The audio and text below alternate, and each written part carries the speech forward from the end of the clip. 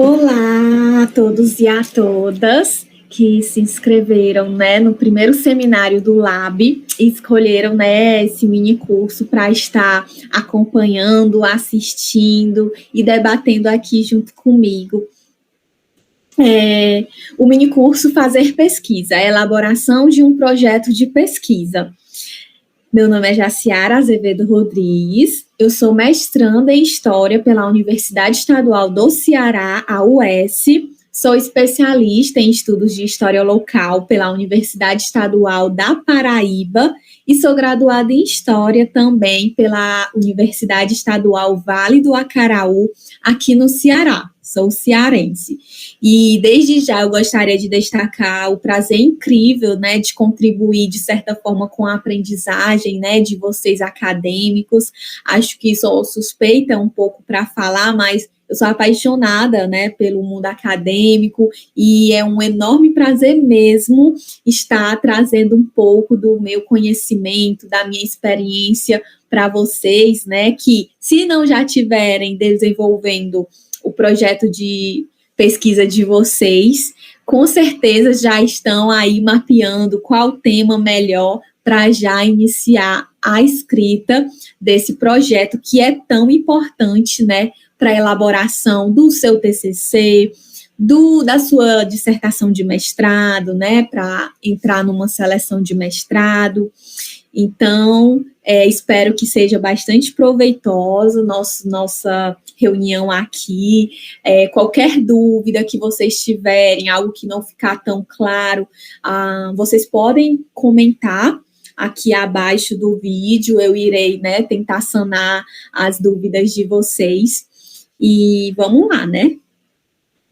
O nosso mini curso, ele está dividido, né, em algumas partes, em alguns momentos. Primeiramente, eu vou falar um pouco, né, das considerações iniciais. Eu aqui já fiz para vocês, me apresentei, e aí eu vou, antes de adentrar especificamente nos tópicos, né, que compõem um projeto de pesquisa, eu vou mostrar para vocês a função de um projeto, para que serve um projeto. Vocês já ouviram falar nessa expressão, nesse nome, né? O que exatamente é um projeto? Para que serve um projeto? E aí depois, exatamente, a gente vai ver esmiuçadamente cada parte que compõe um projeto. A gente vai ver que não existe um padrão exato, um modelo específico de projeto. Muito importante também saber disso. E eu também vou dar mais em seguida, né, algumas dicas para quem tem o desejo, quem está na graduação e tem o desejo de adentrar no mestrado, né, em um programa de pós-graduação. Para a seleção, exige, né, um projeto de pesquisa na maioria dos editais. Então, eu vou estar lançando algumas dicas especiais que eu separei para vocês. E aí também, claro que tem que falar da boa escrita, né, da importância de você, como escrever um projeto, como eu devo usar, né, da minha leitura, me utilizar de uma boa escrita, como isso deve ocorrer.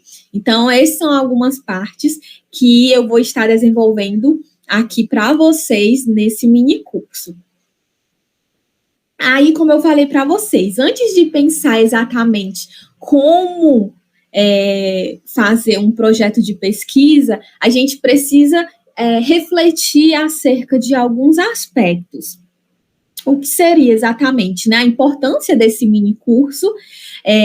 Acredito que quem está aqui na graduação não teve disciplinas relacionadas exatamente a ensinar metodologicamente como escrever um projeto de pesquisa.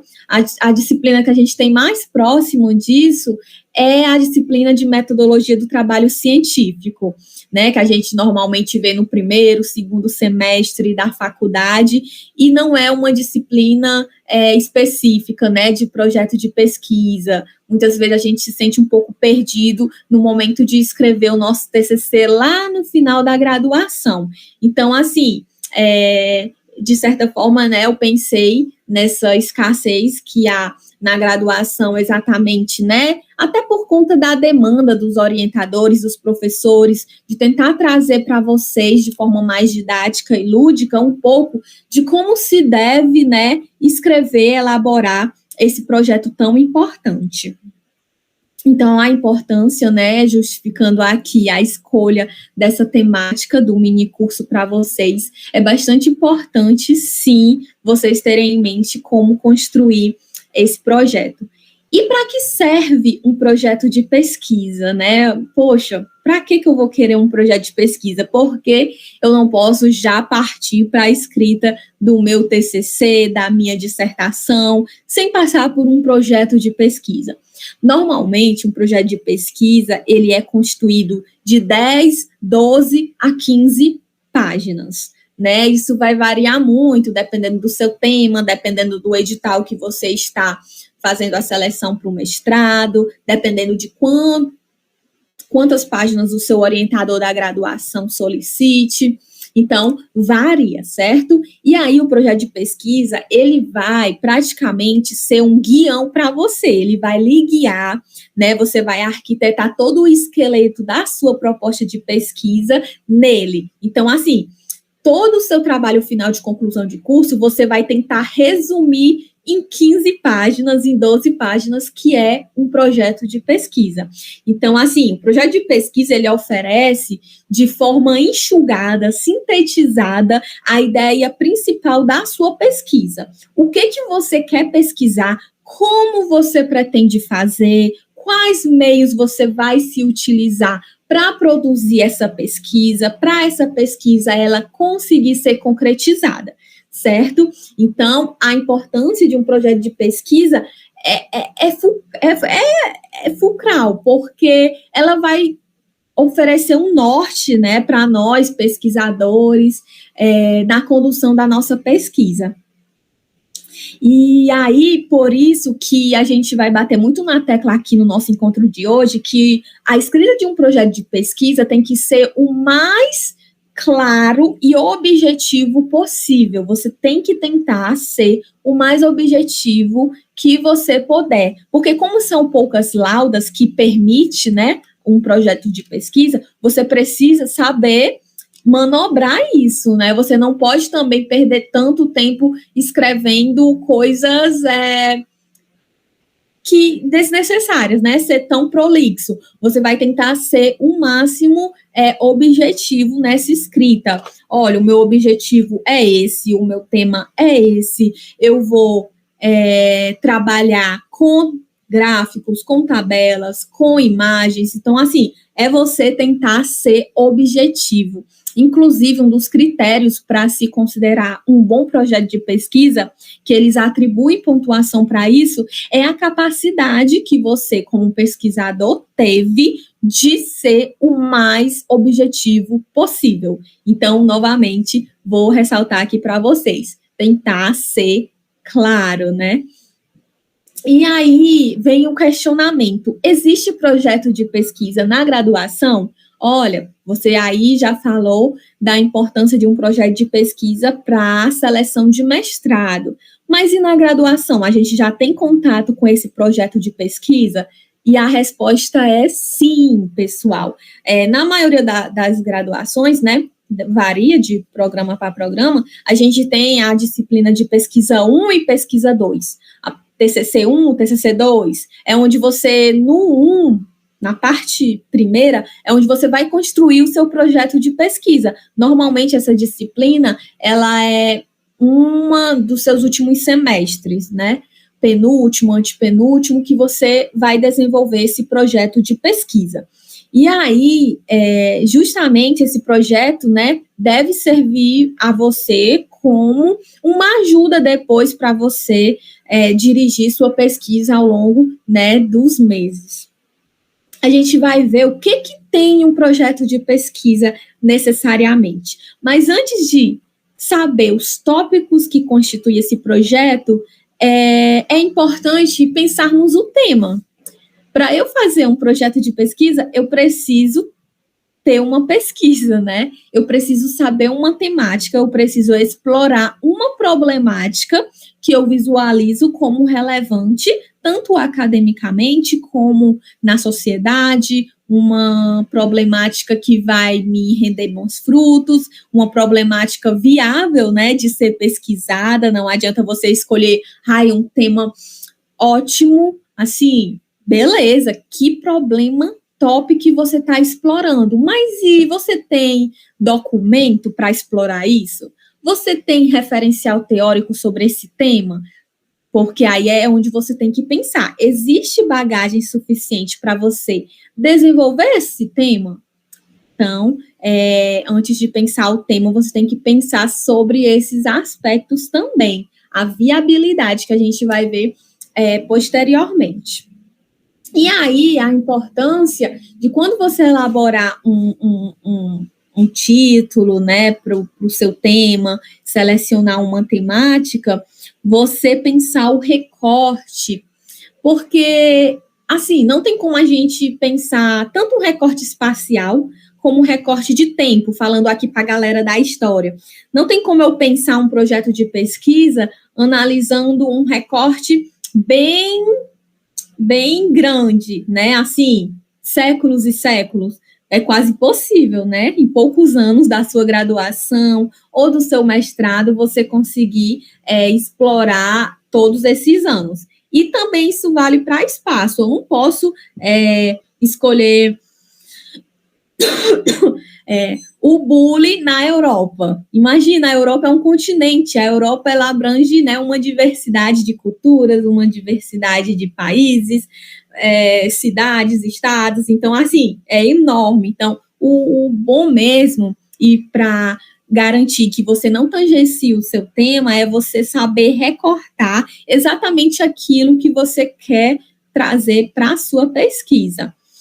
Eu tenho muita dúvida ainda sobre o que eu pretendo pesquisar, e aí eu aconselho, né, eu sugiro, na verdade, que se você tiver dúvida, você tenta revisitar as disciplinas que você já fez até agora. Então, assim, eu já fiz História do Brasil, e eu gostei muito da História do Brasil Império. Essa temática, ela me trouxe, assim, boas elucidações, muitos insights para escrever. Então, assim, se você teve próximo dessas disciplinas, você já sabe o que quer. Eu não sei qual disciplina eu gostei mais, Jaciara, mas eu sei qual disciplina eu não gostei. Eu não gostei de história antiga. Então, você já sabe que o seu tema de TCC não vai ser sobre exatamente isso. Então, você tem que escolher uma temática que você se deu mais, né, lidou melhor lá na sua graduação. E a questão do ser mais objetivo possível, eu já falei aqui para vocês a importância, né, de ser claro, de não tentar rodear muito, de ser específico. Outra coisa também na escolha do tema é você não investigar exatamente algo tão batido. Jaciara, isso significa que eu tenho que procurar um tema que nunca existiu na vida, nunca existiu na academia? Não. Mas, assim, há temáticas que já foram muito explorados, já foram, né, bastante estudados. Então, vocês sempre tentam, se eu for utilizar esse mesmo tema, mas eu vou tentar usar a análise diferente. Na perspectiva, a pessoa lá usou na perspectiva de documentos oficiais. Então, eu vou analisar tal temática na perspectiva dos jornais. Como os jornais produziram sobre isso, sobre esse problema. Então, assim, tentar sempre ir fazendo com que a sua análise, né, ela vá por um caminho diferente da que vocês já viram sobre esse tema que vocês tanto almejam pesquisar. A obsessão por temas inéditos, né? Às vezes é cheio, né, de pesquisadores que falam assim, vocês têm que trazer um tema inédito, você só vai ser aprovado em um projeto de mestrado se você trazer um tema top, um tema, assim... Claro, isso ajuda bastante você trazer um tema diferente, mas vocês entendem que não existe tema absolutamente inédito? Porque como foi que ele foi produzido? Então, assim, não é possível, o que eu quero dizer não é possível a gente escrever algo de coisas que não existe ainda nada sobre. Então, a gente precisa de abordagens, né, de alguma ligação de trabalhos que já tem com esse nosso tema para a gente produzir algo, né? Então, a pessoa não cria uma produção do nada, ela se alicerça de outras ideias parecidas. Então, exatamente você quer... Desculpa. Você querer alcançar um ineditismo, às vezes, só traz um pouco de frustração, né, para a nossa trajetória acadêmica. E há muitos anúncios, assim, acho que vocês já devem ter visto, né, de pesquisadores no Instagram, nas redes sociais. Eu faço o seu projeto em 15 dias. Como você deve construir o seu projeto de pesquisa em 10 dias? Tem muito disso, tá? Desculpa. Isso existe? A gente escrever um projeto de pesquisa em 15 dias? Assim, pode até que existir. Mas a pessoa que fez isso, ela não pegou tudo do zero em 15 dias. Ela já tinha um esqueleto, ela já tinha um esboço, ela já tinha um trabalho passado de alguma disciplina e aproveitou e desenvolveu. Então, assim, o projeto de pesquisa, assim como todo tipo de escrita, de produção, é um processo, né? O que significa isso? O processo, gente, é algo que ao longo do tempo você vai amadurecendo, você vai aperfeiçoando, você vai melhorando com o passar dos dias. Então, não tem aquele dia que você acorda, lê aquele seu trabalho, nossa, tá muito bom. Aí, no outro dia, você vai lá, lê o mesmo trabalho. E aí, com a mente mais descansada, você vê, nossa, essa parte aqui cabe essa citação, essa outra parte você tem que desenvolver mais. Então, assim, sempre é bom a gente não evitar passar pelo processo. A gente precisa passar pelo processo para a gente se qualificar mais, digamos assim. E com a escrita, né, é fundamental. Aqui, eu não sei se dá para vocês verem bem no vídeo, mas eu quis demonstrar mais para vocês que nos editais de mestrado, como eu falei para vocês, não existe um padrão de projeto de pesquisa. Há algumas coisas que ficam semelhantes, mas algumas que se diferenciam. Aqui eu coloquei... Desculpa. Eu coloquei alguns modelos de universidades federais de mestrado em História, tá? Modelos de projeto de pesquisa. A gente pode ver no primeiro exemplo, a pessoa não, né? O programa, ele pede a apresentação de temática de estudo, a justificativa e os objetivos geral e específicos. Vocês observam que tem editais que vai cobrar todos esses tópicos que eu falei agora na introdução. Então, assim, muitas vezes só vão colocar introdução, como é o exemplo terceiro aí que eu coloquei para vocês. A introdução, ela está englobando, né, a justificativa. Desculpa, a justificativa ele pede. Mas, assim, na introdução, você apresenta a sua problemática. E a revisão teórica, né, assim, a fundamentação teórica é um tópico que vem em todos os modelos, você tem que ter, ou vem de outro nome, ou vem com o mesmo nome, né, muitos vêm quadro teórico, muitos vêm revisão de literatura, outros referencial teórico preliminar. O que significa preliminar? Porque são os autores, os conceitos que você pretende pesquisar. Porque quando você é aprovado e conversa com seu orientador, ele pode mudar e dar a decisão final do que você realmente vai ter que pesquisar, certo? Então, no projeto, a gente coloca as nossas ideias preliminarmente, mas com a ciência de que pode ser alterado, né? Pode ser mudado pelo seu orientador em conversa com você. Metodologia. A metodologia é um tópico que vem em todos os projetos. Já, Ciara, e quais tópicos que eu encontro em alguns modelos de projetos de pesquisa e quais tópicos eu encontro totalmente, como eu falei para vocês, a introdução, assim, é primordial, a apresentação da problemática, os objetivos, vêm todos os modelos, certo? E o que não vem exatamente são as hipóteses, né? Na verdade, as hipóteses, a gente vai ver mais na frente, que ela é um pouco problemática na nossa área de ciências humanas. Mas eu prefiro falar disso mais na frente, certo? As hipóteses, ela não vem em todos os projetos de pesquisa. O cronograma também é outro tópico que não é cobrado em todos os editais de mestrado para você ter que fazer, certo? Há editais que pedem um tópico somente para você desenvolver a sua problemática. Outros não, né? Outros já entendem que você tem que desenvolver a problemática na introdução. Tem outros projetos de pesquisas que tem um tópico específico de apresentação do tema. Você tem que apresentar seu tema. Então, assim, vai variar, né? A gente não tem uma fórmula específica, exata do que vai precisar, mas é bom a gente se antenar nos principais tópicos que mais caem, que é esses que eu falei para vocês e que a gente vai comentar um pouco de cada um hoje aqui. Aqui, gente, eu coloquei para vocês sobre os tópicos que em alguns editais eles cobram, né? Se eles cobram um projeto, eles pontuam o nosso projeto, atribuem uma nota através de requisitos, né? E aí eu coloquei dois exemplos aqui para vocês.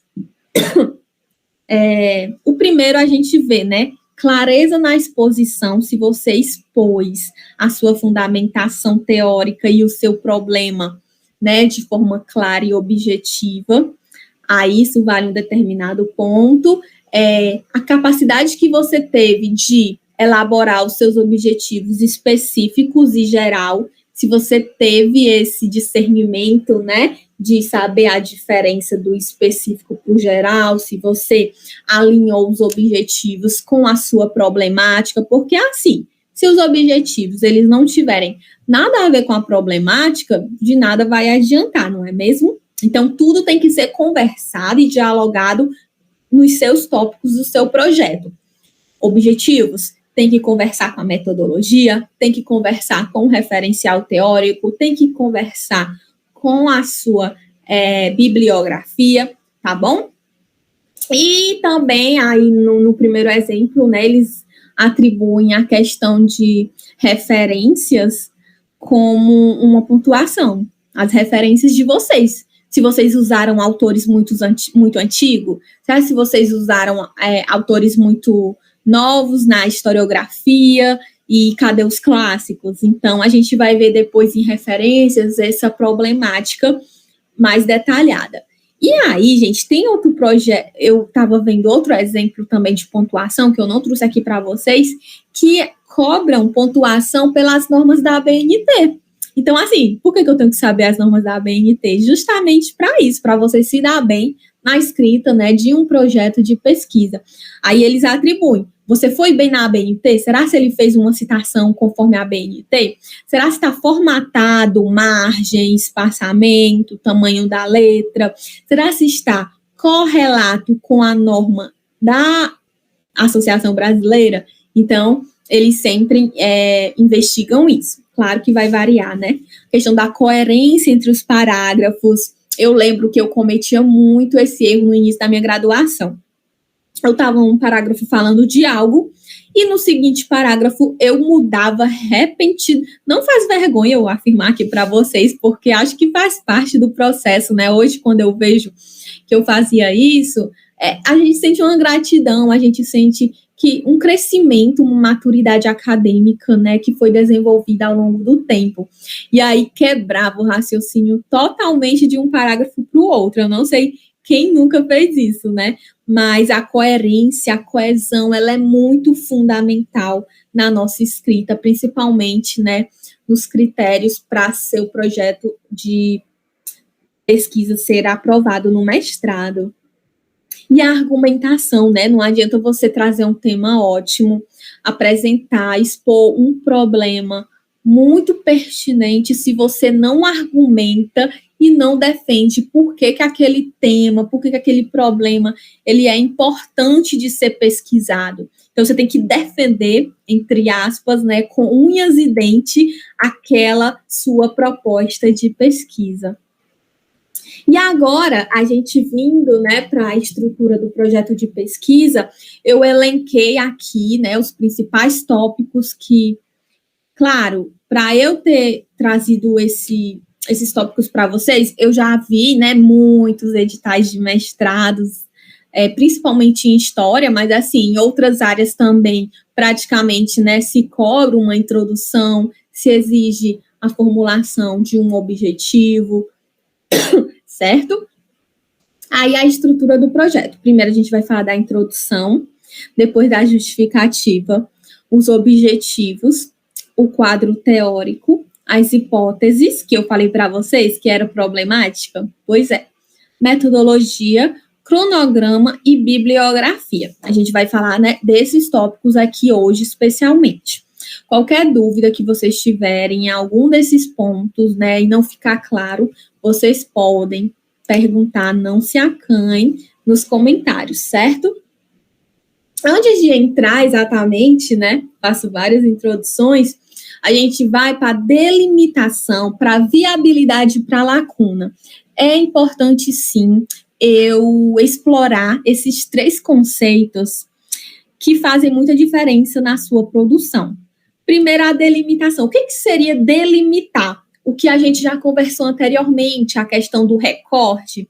Então, um projeto de pesquisa, sem você delimitar o seu recorte espacial, o seu recorte de tempo, o seu recorte até de abordagem, não é um projeto de pesquisa. Ele não vai ser um projeto de pesquisa viável, que aí é onde entra a viabilidade. Um projeto de pesquisa sem viabilidade, ele não é considerado um projeto de pesquisa exatamente executável, né? Viabilidade é se seu tema, sua problemática que você traz, sua metodologia, ela é possível de se concretizar, ela é viável de ser executável, né? Então, é importante vocês pensarem, poxa, eu tenho um tema tão bacana, mas será que eu tenho fontes suficiente para explorar esse problema, né? Então, eu pensei em pesquisar algo sobre Jerusalém, mas será se eu vou ter dinheiro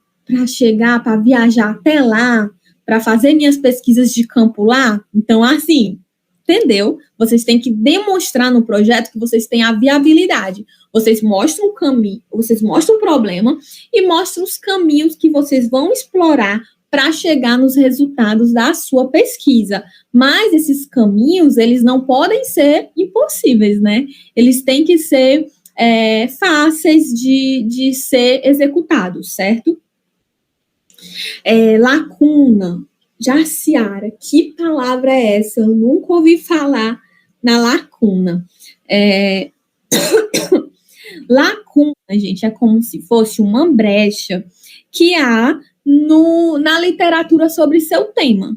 Então, assim, um tema sobre ferrovia, que é o meu caso, né? Eu pesquiso sobre a historiografia dos ferroviários no Ceará.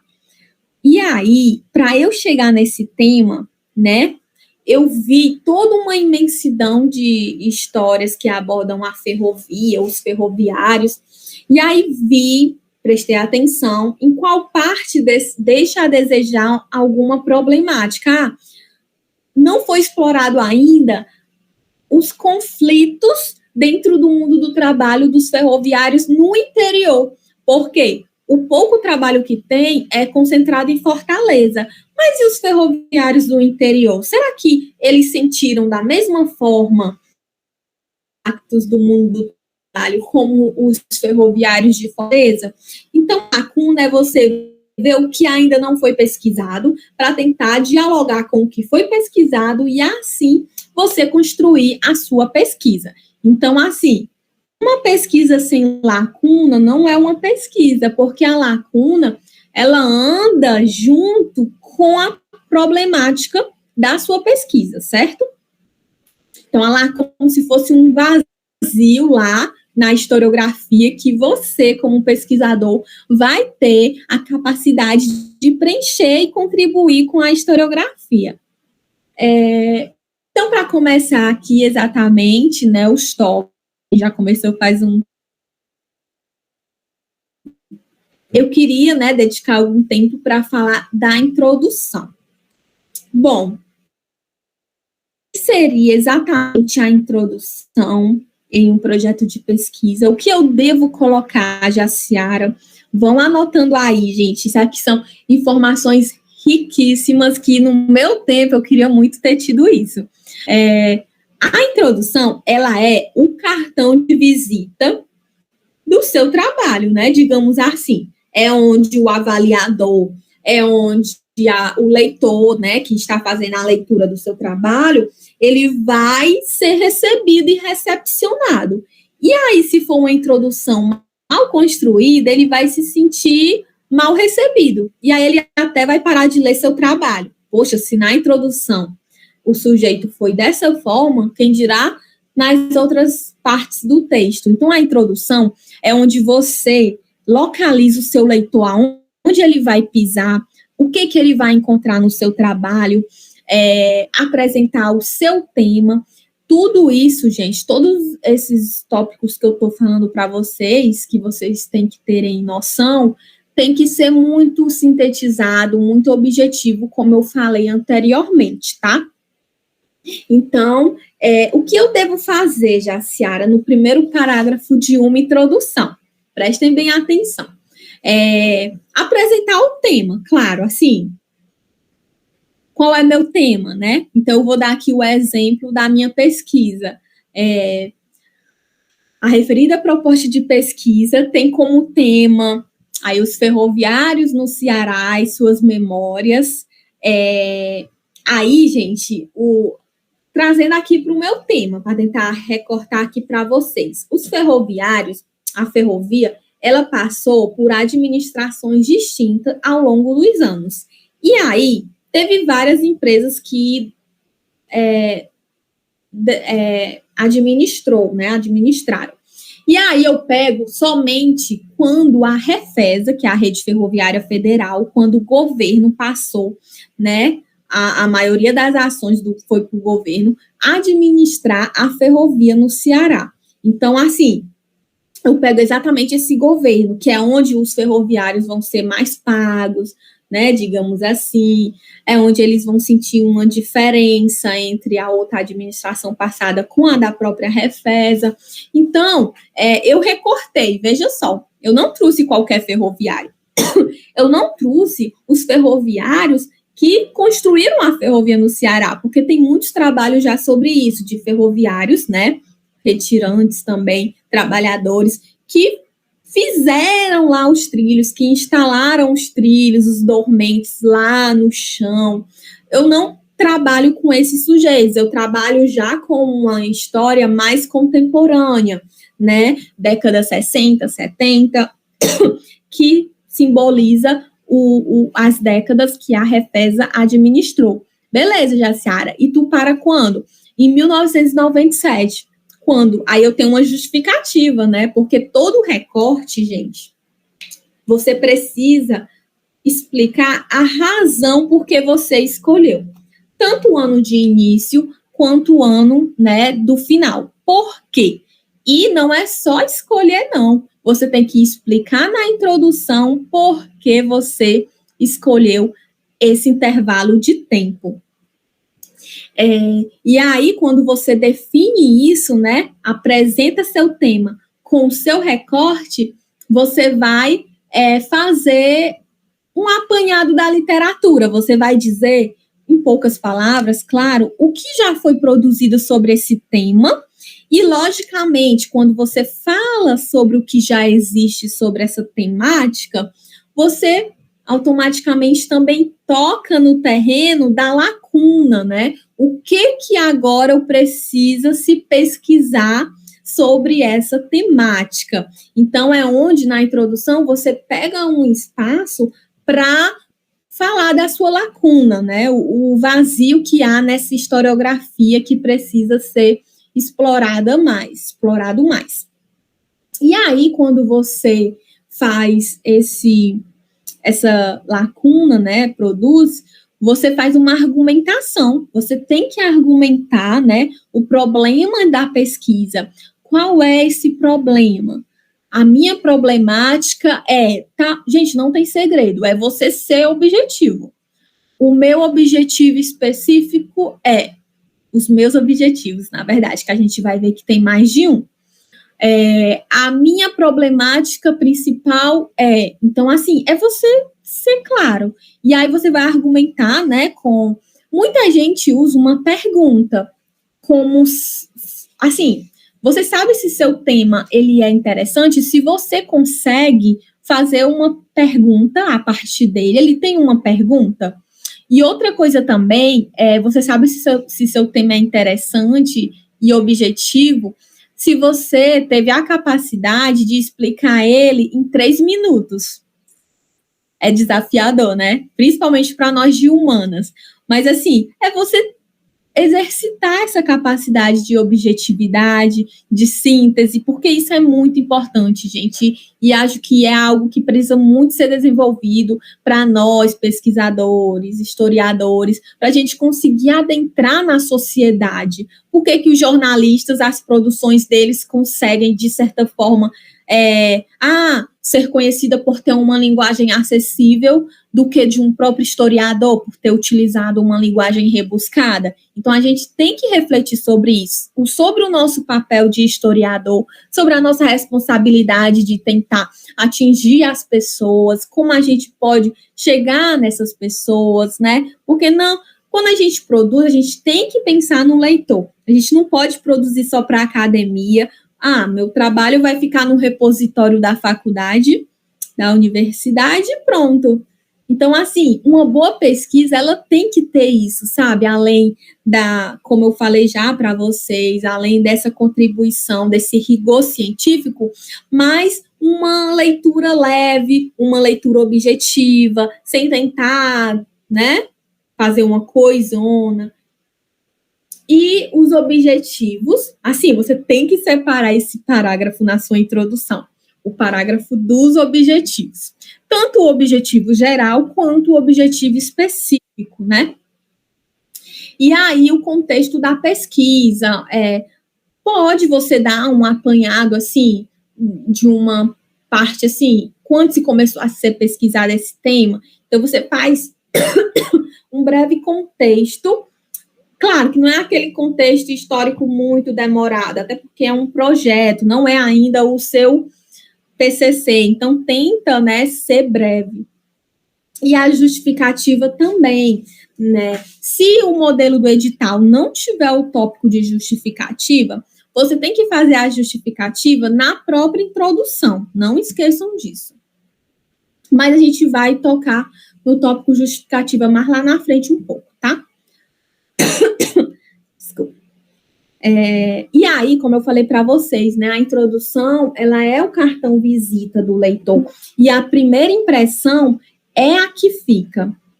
Um momento que o notebook está descarregando, só um momento, tá, gente, que eu vou...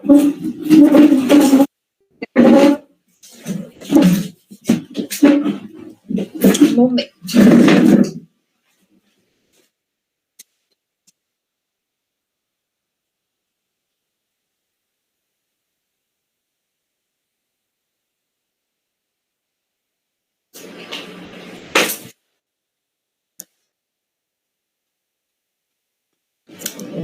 Voltei. Desculpa, gente. Perdão.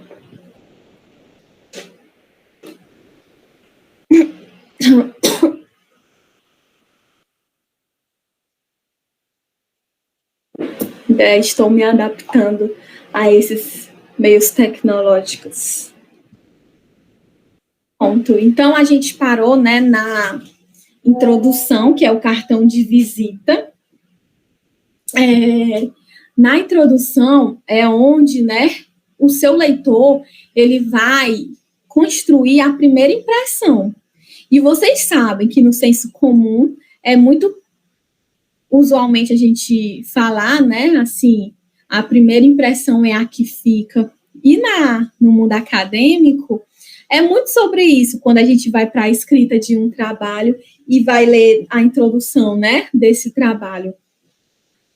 E, gente, a introdução, assim como qualquer outro, né, tipo de trabalho, tipo de escrita, tem que ter uma sequência lógica, né, para guiar, assim, o leitor. Se eu não ter coerência entre os parágrafos, aquele probleminha que eu já falei para vocês, né, da questão dos parágrafos eles não conversarem, isso não é coerência, né? Então, assim, se eu não ter a coerência, a coesão, né, na verdade, entre os parágrafos, eu não tenho uma escrita que seja compreensível às pessoas. E aí, uma dica que muitos pesquisadores que estudam já escrita científica há bastante tempo é você construir a sua introdução por último. Por quê? Porque com a introdução, você vai fazer uma síntese do que você pretende abordar na sua pesquisa, praticamente, você, quando terminar todos os tópicos, todo o processo de construção, você vai ter mais propriedade para escrever sobre a sua introdução, certo? E outra coisa que, assim, não é que seja obrigatório, certo? Mas que eu sugiro, e assim como outras pessoas também que pesquisam sobre isso, tá? Isso aqui não tá saindo da minha cabeça exatamente, tá saindo da minha experiência e tá saindo de leituras, né, sobre pessoas que trabalham com isso há bastante tempo, tá, gente? Cabe a você tentar adaptar e ver o que melhor se adequa à sua realidade. Evitar citações. Jaciara, é errado eu colocar citação na introdução? Não. Não é que seja errado, né, na introdução do projeto de pesquisa. Não é que seja errado, mas é porque você já tem tão poucas páginas para falar, né, sobre o seu tema em si, na introdução, apresentar ele, você já tem um espaço do referencial teórico, né, de certa forma. Então, assim, é você tentar evitar as citações, né, especialmente as com aspas, as diretas. Mas isso não significa que é errado, certo? É só mesmo assim, né? Tentar gastar as linhas não com citações, né? Mas com palavras, parafraseando outros autores com as suas palavras, né? É melhor do que uma citação exatamente direta. E a problemática, como eu falei para vocês, a problemática ela é um tópico que pode vir separado da introdução, mas, né, na maioria das vezes, a problemática ela vem incluso dentro da introdução. O que eu falo na problemática? O que eu escrevo, né, na verdade? A problemática, você vai expor o problema. Claro, você vai expor o problema tendo como base o que já foi produzido sobre isso, certo? Então, você vai se utilizar de uma bagagem teórica para tentar argumentar por que aquele problema ele é importante de ser trabalhado, desenvolvido e solucionado, certo? A justificativa. A justificativa é igual à problemática. Muitas vezes ela vem inclusa na introdução, mas outras vezes existe um tópico específico para ser desenvolvido essa justificativa. Jaciara, e o que é uma justificativa? Vamos pensar no significado literal, né, da palavra. Você vai justificar. Eu vou justificar o quê? Você vai justificar por que aquele problema ele é pertinente, ele é importante de ser investigado. Eu trouxe um tema, Jaciara, eu trouxe um problema. Mas será que é necessário a sociedade ter conhecimento sobre isso? Será que ele é necessário? Por que ele é necessário? Qual é a contribuição? Relevância justificativa, ela tem muito a ver com a contribuição e com a relevância, são quase sinônimos. Então, assim, qual a relevância tanto acadêmica quanto social dessa minha temática. É onde você vai, nessa parte, convencer o avaliador por que seu tema merece ser aprovado, por que sua pesquisa ela contribui para a ciência. E outra, não é só você falar na justificativa, porque não tem nada produzido sobre isso. Gente, essa justificativa, quem está pensando já sobre isso, já elimina, porque isso já é algo bem batido, os avaliadores estão muito acostumados a ler isso, e é algo que não tem uma construção sólida. Vocês entendem o que eu quero dizer? Então, vocês precisam se aprofundar e refletir mais sobre a importância desse tema ser fundamental na sociedade, para além da contribuição que você vai dar para a historiografia, né? Vai ser o primeiro texto no Ceará sobre isso. Mas, e aí? Né? Aprofunde mais, conte-me mais. Então, é isso.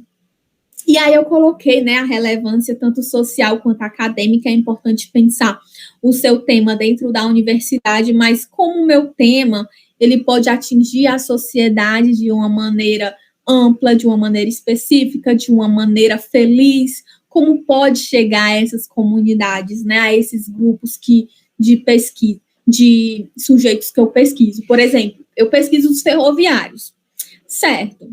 Eu vou trazer um retorno para eles, que depois eu vou mostrar a eles como ficou o trabalho, as histórias deles, mas mais do que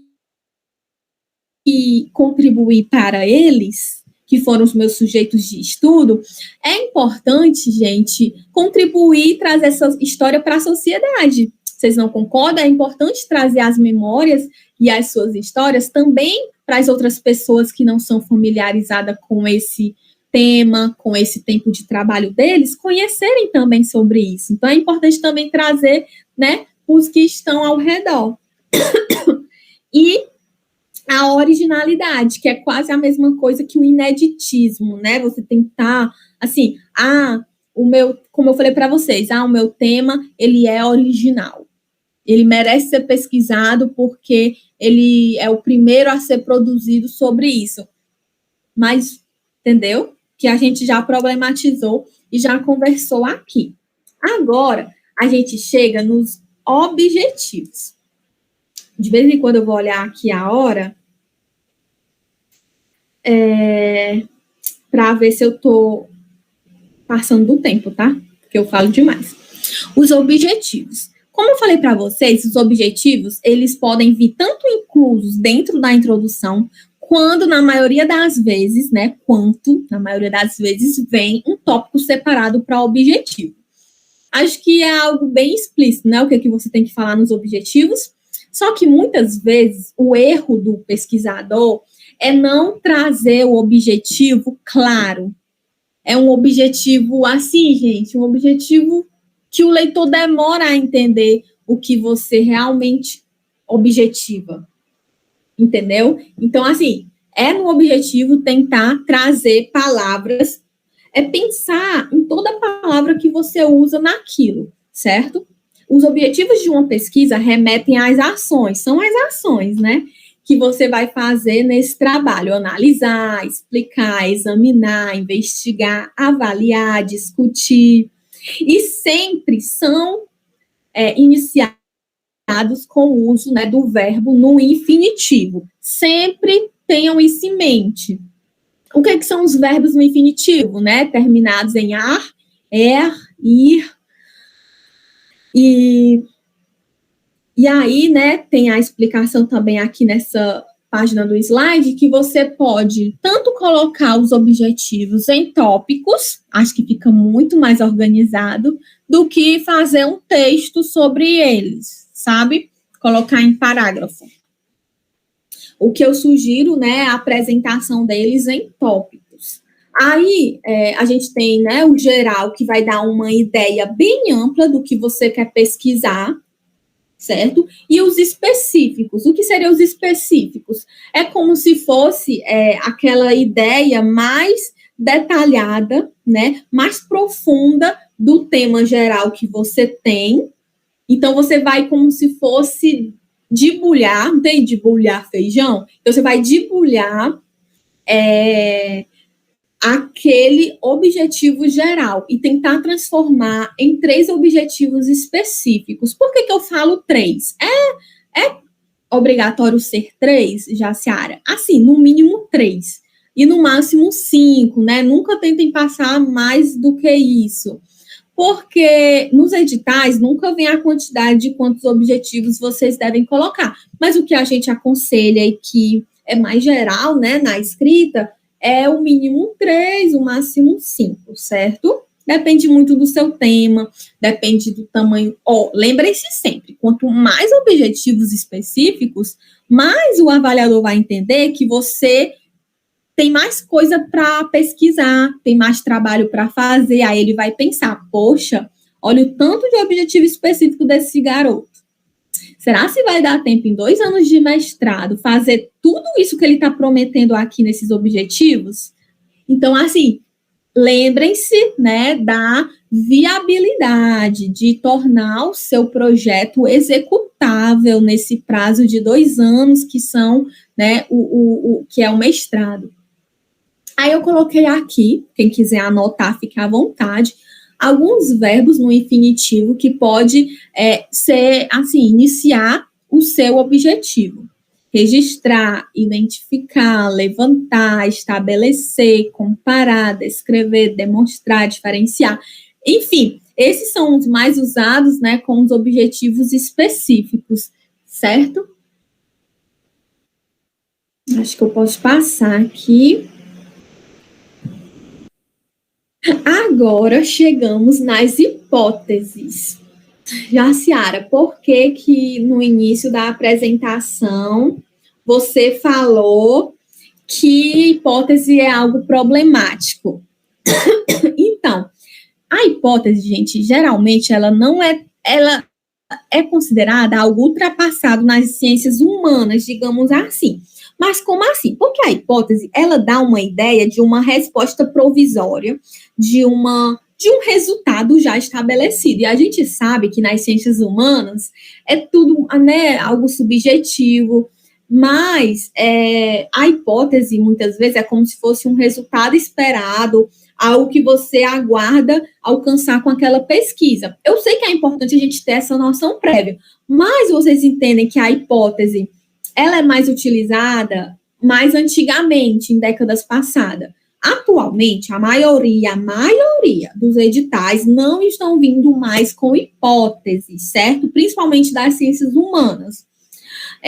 Mas ainda, né, há programas que não abriram mão das hipóteses e considera-se hipótese como uma temática boa de você desenvolver na sua pesquisa, né? É bem problemático isso, não há um consenso, a hipótese é correta, é legal usar no projeto, né? Então, assim, tenham isso em mente, não é que hipótese seja totalmente errada nas ciências humanas, mas é algo que, de certa forma, se deve evitar usar, né? Se não estiver cobrando isso no seu edital, você nem usa.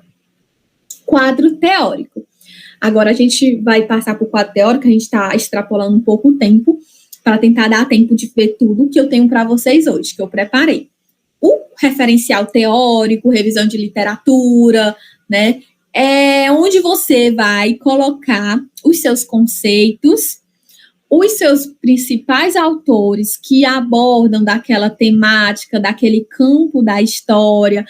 Se eu trabalho com entrevistas, no meu referencial teórico, eu vou trazer pessoas boas, né, que abordam sobre a história oral, sobre a memória. Então, é você, nesse tópico, oferecer uma sustentação teórica para o seu tema, certo? E aí você vai tentar fazer um equilíbrio. Jaciara, no referencial, eu cito mais autores clássicos ou mais artigos de revistas acadêmicas, mais artigos mais recentes? Como é isso, Jaciara? O que eu devo dar mais preferência?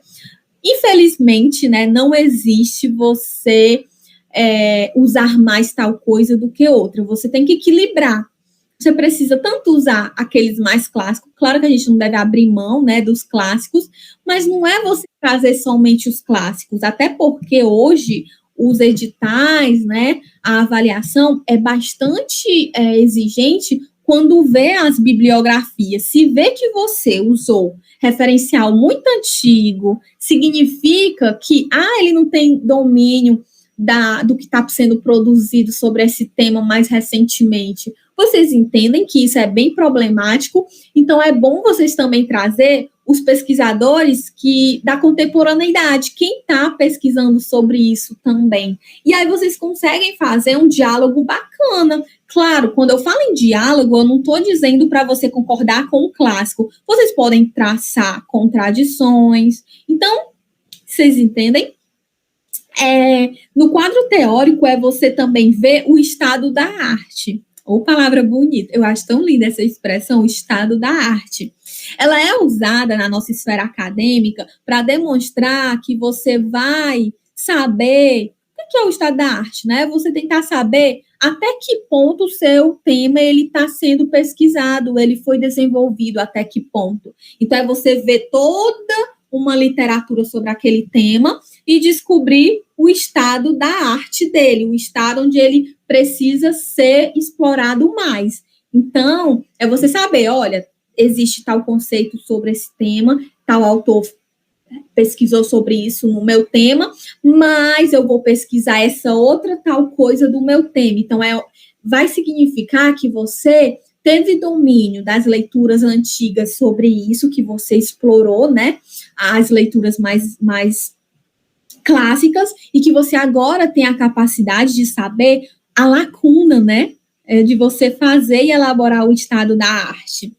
E a revisão, muitas vezes, né? O referencial teórico, ele é sinônimo de revisão de literatura. Eles são sinônimos, Jaciara? Assim, para nós aqui que estamos no início, de certa forma podemos considerar semelhantes, né? Mas aí para os pesquisadores já da escrita, eles já veem algumas diferenças, só que eu não quero bagunçar a cabecinha de vocês, certo?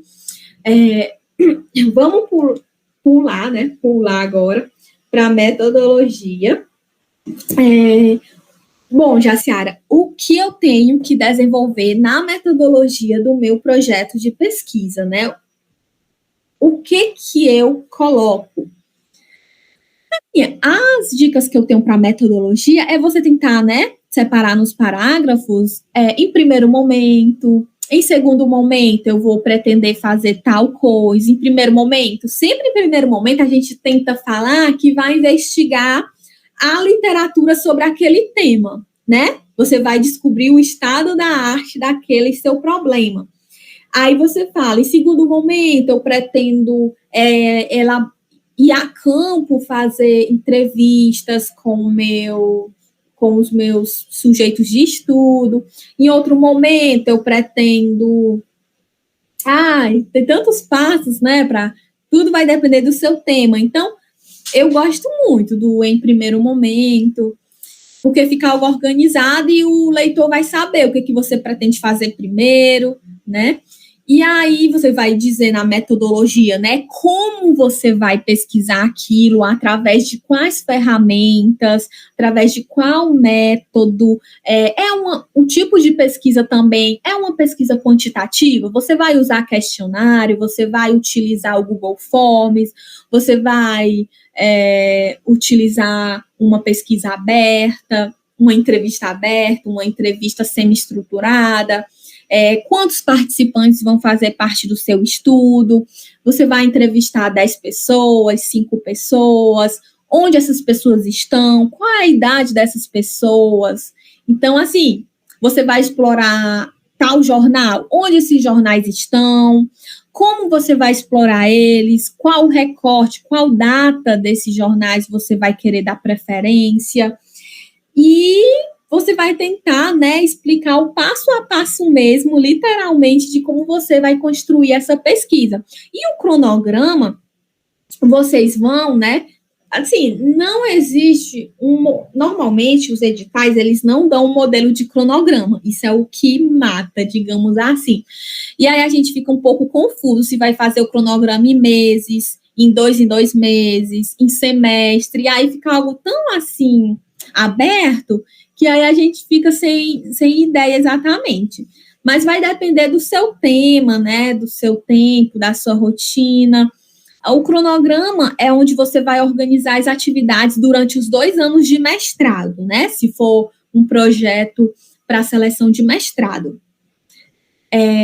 Muita gente acha, o cronograma é besta, é só uma tabela que você preenche lá, ninguém vai ler meu cronograma. Não pensem nisso. Inclusive, existe até um critério para a nota do projeto que diz respeito exclusivamente ao seu cronograma. E, vou pegar o cronograma de um colega do mestrado de outro curso, ou do meu curso, com outro tema, e vou utilizar padronizado o mesmo que ele fez. Será que isso é certo? Não. Porque, assim, cada tema é um tema, gente. Cada tema, ele vai oferecer um caminho metodológico diferente para você seguir, certo? Então, assim, vou ler tal coisa de março a maio. Vou entrevistar 3 sujeitos que moram em tal lugar. De junho a dezembro, vou cumprir as disciplinas obrigatórias do mestrado. Então, assim, você tentar, assim, claro, Jaciara, eu vou ter que seguir à risca esse cronograma. Não, gente, vocês não podem tentar ver o cronograma como algo que vai lhe prender, né? Algo que você vai ficar preso, mas algo que você tenta ter uma noção, assim, do que você quer fazer exatamente, né? Então, a importância de um cronograma é muito bom. Gente, trabalhar com datas, trabalhar com prazo é ótimo, é vida. Lhe ajuda a não procrastinar tanto. Referências bibliográficas, né? Que aí você tem que ter as referências lá no seu projeto. Normalmente é o último tópico do seu projeto, certo? E aí é importante nós da história, nós das ciências humanas, termos ciência da diferença entre bibliografia e fonte. Inclusive, o que seria a bibliografia? O que seria a fonte, né? Fonte é o que você vai analisar dentro do seu trabalho. A bibliografia você também analisa, mas não é como você analisa exatamente a fonte. A bibliografia, ela vai dar sustentação para você analisar a sua fonte. Então, as fontes, né, as fontes históricas, elas são ferramentas essenciais para a tarefa do historiador, né, do pesquisador. Então, a gente não pode deixar de referenciar a fonte lá nas minhas referências, né? Se trabalhou com um jornal, o meu jornal, ele não é uma bibliografia, ele é uma fonte. Jaciara, eu posso trazer uma bibliografia para ser uma fonte? Pode, né? Eu tenho amigos que trabalham uma obra literária, né? Uma do José de Alencar, uma obra dele. E aí, é a análise crítica dessa obra. Então, ela não vai ser uma bibliografia, ela vai se tornar uma fonte. Então, vocês percebem que tudo depende do meu tema, da minha problemática que eu trago para o meu projeto, né? Muitas vezes a bibliografia tende a se tornar uma fonte, mas vai variar do que você pretende realmente desenvolver, certo? Aí, aqui falando de ABNT, algo que foi alterado, muita gente acha que só porque pelo meu texto na ABNT ele ser totalmente justificado, né, formatado, as minhas referências, elas também precisam ser justificadas, e não. As referências, elas são alinhadas à esquerda, não esqueçam dessa diquinha, né? É um detalhe pequeno, mas faz toda a diferença no layout, na visualização do seu trabalho, quando o avaliador estiver tendo contato, certo? Então, não é justificado, somente o corpo do texto, a metodologia, a introdução são justificadas, certo? Mas a formatação das referências você não justifica. E aí, outra diquinha também de referência bibliográfica é quando você cita um artigo. Quando você cita um artigo, você destaca ou em negrito ou em itálico, porque as duas formas é condizente com a ABNT, você destaca o nome da revista. Você não vai destacar o título da revista. Você vai destacar o nome da revista. E o título lá do artigo não destaca, fica normal, certo? Então, assim, é outro erro que, assim, é um detalhe besto, bobo, mas, gente, muita gente cai nisso. Estou falando agora bem mais rápido para dar tempo. E algumas dicas para uma boa escrita acadêmica, né? Eu falei aqui para vocês sobre as etapas que compõem um projeto de pesquisa, um projeto científico. E agora eu acho bom, né, tocar num assunto sobre a escrita, tá, Jaciara? Eu já sei os tópicos que fazem parte, eu já sei um pouco da BNT, mas já sei como pensar um tema, mas como eu escrevo, Jaciara? Eu não sei escrever, eu não me dou bem na escrita, eu gosto mais de falar, na hora de passar para o papel eu travo, é um bicho-papão, eu não vou conseguir. Primeiramente, vocês têm que ter ciência de uma coisa. Não existe produção, não existe escrita sem leitura. Leitura e escrita andam juntos. Parece algo bem clichê, né? Mas eu tô tentando, assim, enfatizar para vocês, para realmente ficar com vocês isso e não abrirem mão de esquecer. Você jamais vai ter capacidade de escrever com leveza, de escrever de forma bonita, de forma boa mesmo de ler. Se você não tiver leituras. Então, não é, hoje eu vou escrever aqui a minha introdução, mas quantas obras, né, quantos artigos eu já li sobre esse tema? Então, vocês precisam, antes da escrita, fazer, né, onde eu coloco o fichamento. Jaciara, o que é fichamento?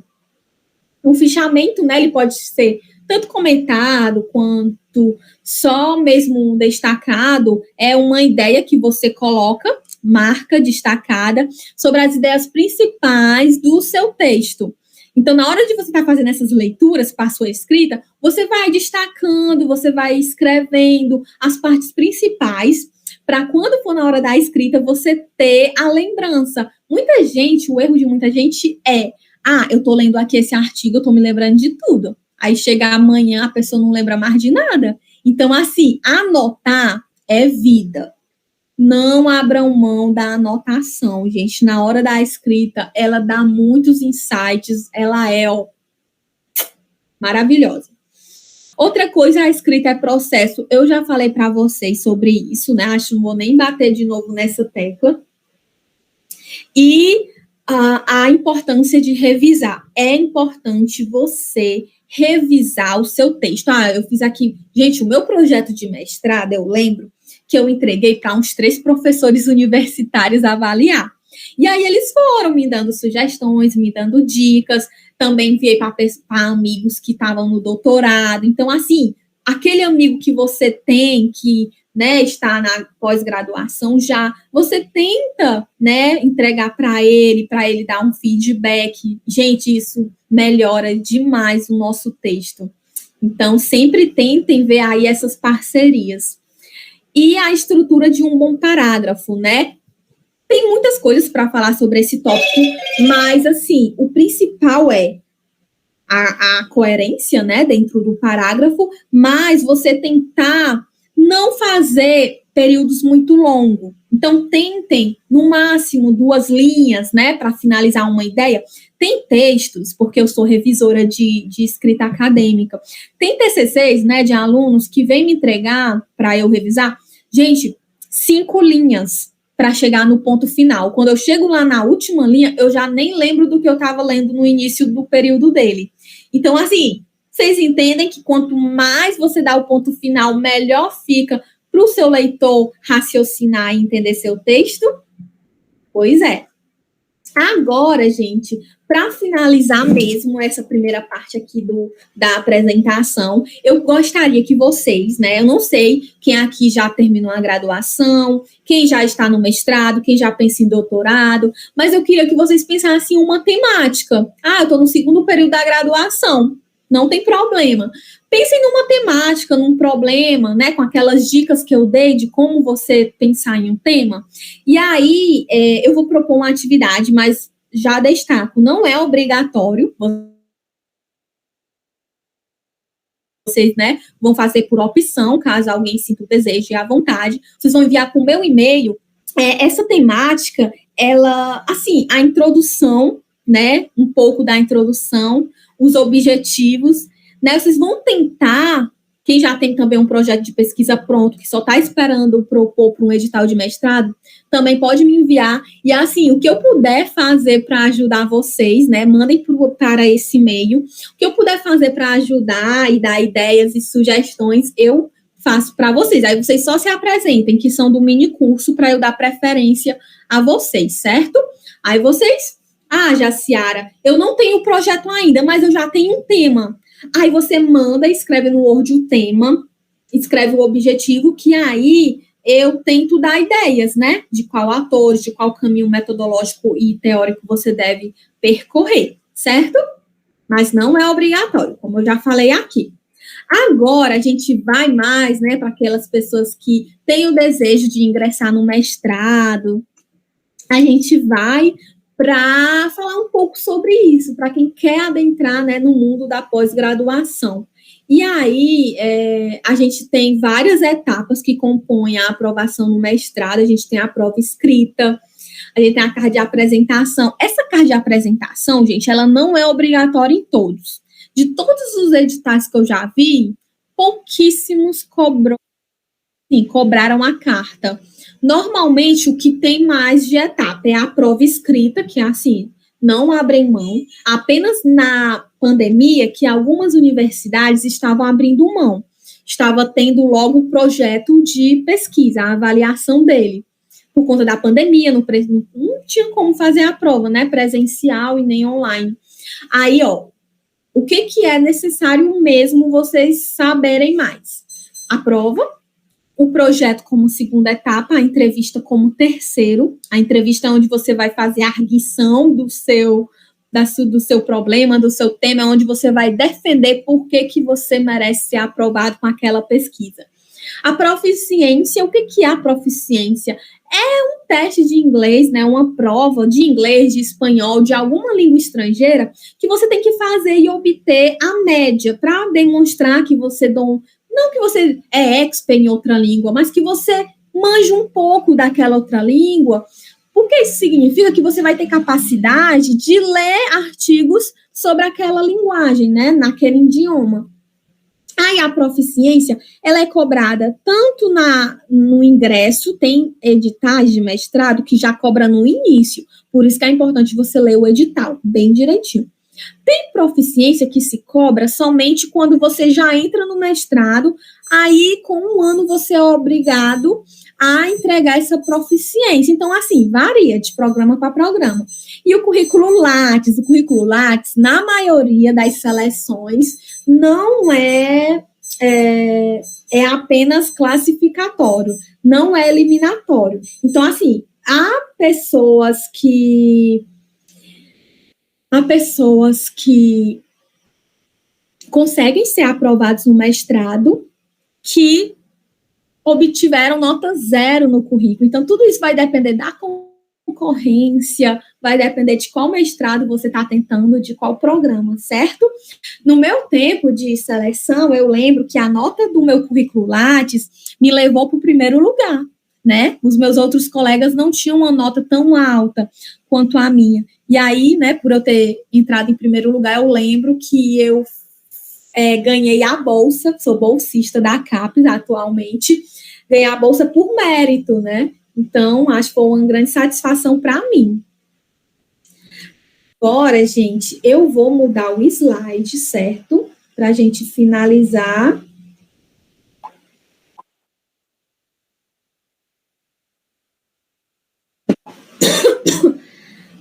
Vou pedir licença aqui para vocês.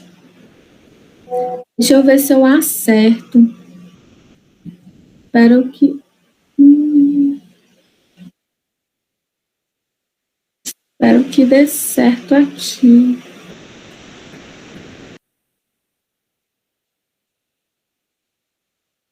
Acho que é assim mesmo. A tela cheia. Acho que já tá na tela cheia, né?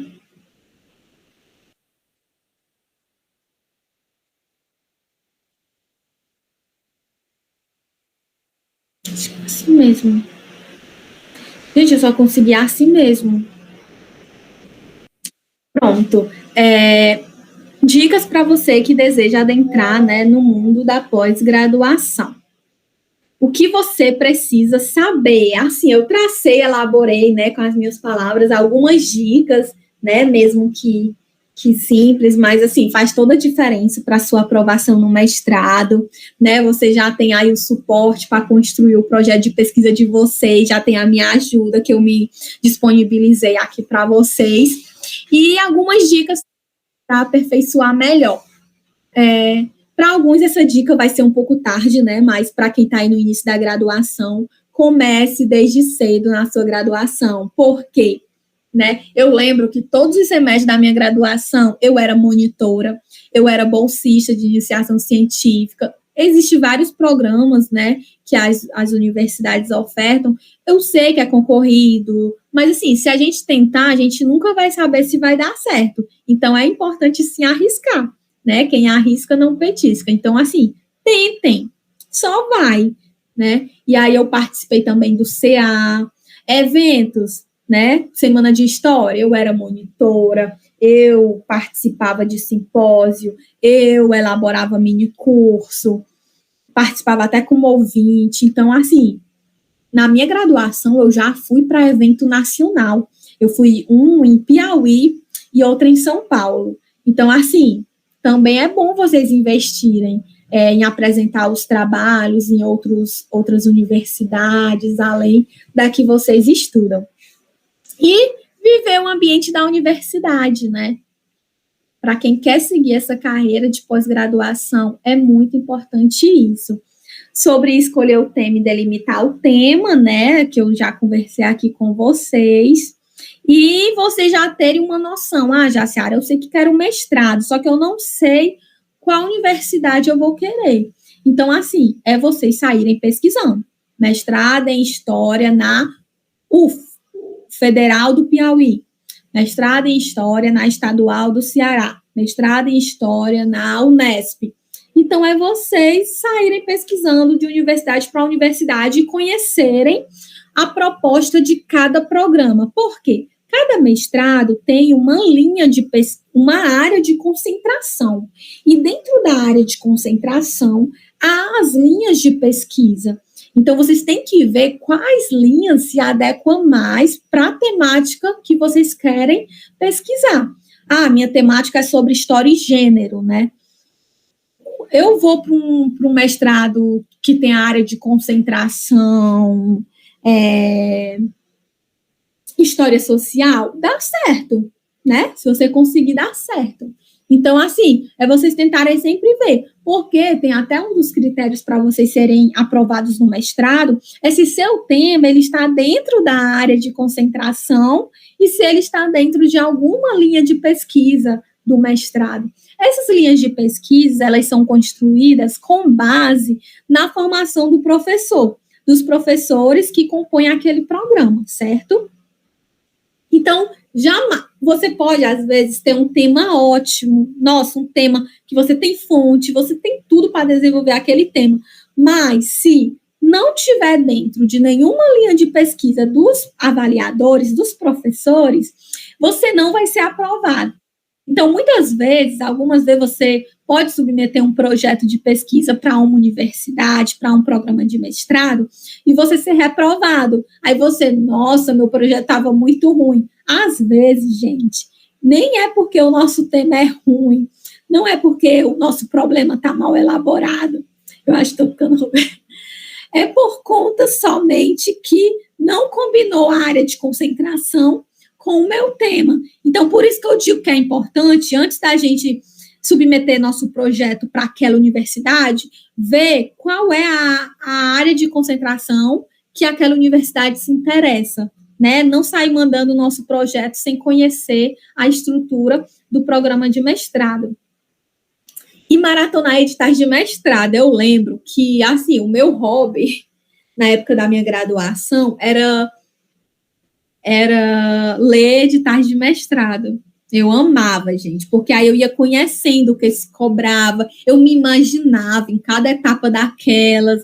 Nossa, eu li muitos editais de mestrado de muitos programas. É tão verdade isso que eu tentei 4 processos seletivos de mestrado, viu?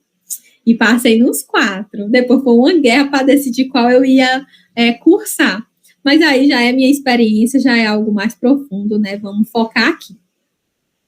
Não existe o estar pronta. Eu tinha uma amiga, né, que ela falava assim, Jaciara, eu não vou tentar mestrado porque eu não tô pronta. Eu tenho que amadurecer, minha escrita tem que amadurecer. Eu não tô pronta. Eu quero primeiro ser professora de história para depois eu tentar mestrado. Mas, gente, eu sei que tem gente que consegue, anos depois de ter formado, né, consegue entrar no mestrado, mas vocês entendem que a pessoa vai perdendo o ritmo, vai se acomodando, vai tendo outros projetos de vida. Então, assim, se você não tentar, quando você está no calor daquele momento, né, finalzinho de graduação, posteriormente pode ser mais complicado, não que é impossível, é possível. A gente tem colegas do mestrado que se graduaram há muitos anos e que entraram no mestrado agora. Então, cada pessoa tem seu ritmo, tem seu tempo. Mas, porém, todavia, entretanto, o que eu aconselho é você se limitar porque, não estou pronta. É você mergulhar e entrar mesmo, certo? Mas, claro, isso depende de realidade para realidade. Viver, como eu falei no slide anterior, né? Quando eu falo de viver a universidade, eu falo de vivenciar, né, os grupos de pesquisa, as pausas, às vezes, ela é fundamental, né? Não adianta você, eu vou ler vários artigos hoje, amanhã eu vou ler vários artigos. Gente, cadê a pausa? Né? Então, assim, é você também se dar um tempo de descanso. Olha, eu aqui falando isso. Eu mesma me cobro altamente. Eu aqui falando para vocês, para, né, moderarem mais. Mas atualmente eu estou amadurecendo mais quanto a isso. Ouse, né, entrar em contato com alguma bibliografia. Eu lembro na minha graduação, quando eu tinha seminário, eu li os artigos, né, do tema. Aí, já no meu terceiro período, eu lembro que eu entrei em contato com o autor de um artigo que eu achei o tema dele incrível. E aí eu fiquei muito curiosa e enviei e-mail para ele perguntando as dificuldades que ele sentiu para trazer aqueles resultados daquela pesquisa, né? Quais os desafios. E aí ele me respondeu, me retornou, e aí eu falei no seminário isso. Nossa, isso foi muito bom. E aí eu já tive, né, contato com o pesquisador, eu lá no terceiro período. Então, né, quem não tenta, não sabe se vai dar certo ou não. Toda vez que eles vão responder, não, né? Mas existem aquelas pessoas que ainda são bem acessíveis. Participação de eventos internacionais, né? Tentem participar de eventos, como eu já falei aqui para vocês. Agora, indo para uma dúvida, né, Jaciara, eu posso escrever meu projeto de pesquisa para a seleção de mestrado com o mesmo tema do TCC? O meu foi, da minha amiga foi. Então, assim, depende. Lá na defesa do seu TCC, a sua banca disse que seu tema tem potencial para o mestrado? Você consegue aprofundar mais sobre aquele seu tema? Você vê que dá para trazer mais fontes, mais análise? Se sim, você tem todo o direito de trazer o seu tema de TCC para o seu mestrado. Claro, né? Se aprofundando e refletindo mais criticamente com as fontes, com a bibliografia, alargando mais, né? Claro. E outra coisa, né? Você não se comparar. Isso acontece muito. Eu faço isso, mas assim, o não se comparar é que, tal pessoa está produzindo, tal pessoa já terminou o TCC dela, eu ainda não terminei, vou pirar. Não, gente. Cada pessoa tem seu ritmo. Vão ter dias que você vai escrever 3 páginas. Vai ter dia que você não vai querer nem olhar para o seu texto. E escrita é isso. Escrita é processo, como eu falei para vocês. Vocês não devem se comparar com o seu colega, porque ele tem uma vida, você tem outra vida, você está em outro contexto, ele está em outro contexto, certo? Fica a dica.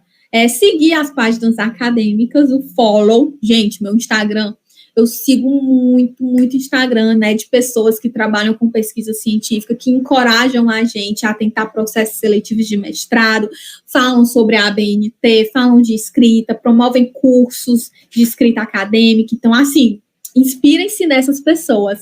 E o network, né, o que seria o network? É rede em inglês, né, network. É como você criar uma rede de contatos, né? Ter amigos que já estão na pós-graduação, ter amigos da graduação ainda. Você tentar, você quer fazer um texto comigo para a gente publicar numa revista juntos? Você pesquisa um tema parecido com o meu, principalmente nos eventos, que a gente conhece pessoas que têm temas parecidos com o nosso. Você aceita publicar comigo? Você aceita fazer um mini curso comigo? Então é você, né, tentar trabalhar assim em parceria. Gente, no início, eu era muito individualista, eu gostava muito de publicar sozinha, de fazer tudo sozinha. Mas, gente, é muito desgastante, né? A gente precisa, sim, de parcerias. E a dica, né, para você definir um tempinho para você estudar língua estrangeira. É necessário? Não. Mas, assim, para você ter uma possibilidade de fazer um doutorado sanduíche, para você ir para outro país, estudar lá, fazer metade da sua pesquisa lá em outro país, porque muitas universidades abrem editais oferecendo essa possibilidade. E aí, se você ter esse domínio na língua, vocês podem ir. Outra coisa também, às vezes o nosso tema, algum autor, ele é da Inglaterra, ele é espanhol e ele escreve em outra língua e você necessita ter contato com aquela obra. Então, você vai lá e já tem o domínio para ler aquele autor. Para vocês, a importância de ter alguém para ler o projeto de vocês, né? Não somente o projeto, mas qualquer outro texto que vocês venham produzir, né? O feedback dessas pessoas é imprescindível. Principalmente, né, se vocês tiverem professores que se tornaram, né, parceiros, amigos. Aqui eu coloquei alguns designs, né, de links de logotipo que vão ajudar vocês nesse mundo acadêmico e vão tornar mais leve a sua trajetória. Primeiro, o Google Acadêmico, onde você pesquisa, né, artigos científicos de forma mais prática, mais rápida, onde você tem a referência de forma pronta. O Copyspider, que é, assim, um detector de antiplágio. Dá para usar ele gratuito, ele é muito bom para a gente passar o nosso trabalho lá e aí a gente vê se tem plágio ou se não tem. Aí exige uns minutos, né, para analisar. Se caso tem algum plágio, ele mostra o site que a gente plagiou, algo assim. Então, é muito importante. A plataforma Sucupira, o catálogo das dissertações e teses, assim, com certeza vocês já ouviram falar em algum desses nomes que eu estou mostrando aqui para vocês, né? Acho muito importante vocês darem uma olhadinha em cada um deles que eu estou mostrando para vocês e tentar conhecer como acessa, como utiliza. Minha experiência com a pós-graduação minha experiência com a pós-graduação, como eu contei para vocês, né? Eu queria mestrado desde assim, exatamente no meu terceiro período, né? Quase na metade da graduação. Foi onde eu me interessei pelo mundo acadêmico, onde, assim, foi como se fosse, assim, um despertar. Eu tive, assim, um despertar.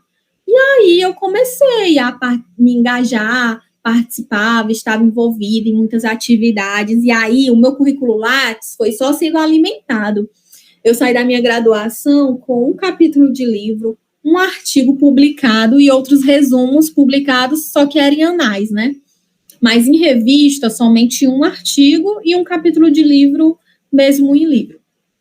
E aí, eu lembro que eu era muito entusiasmada, né? Assim, com o meu tema também. Eu conheci a minha temática numa bolsa científica, através de um professor.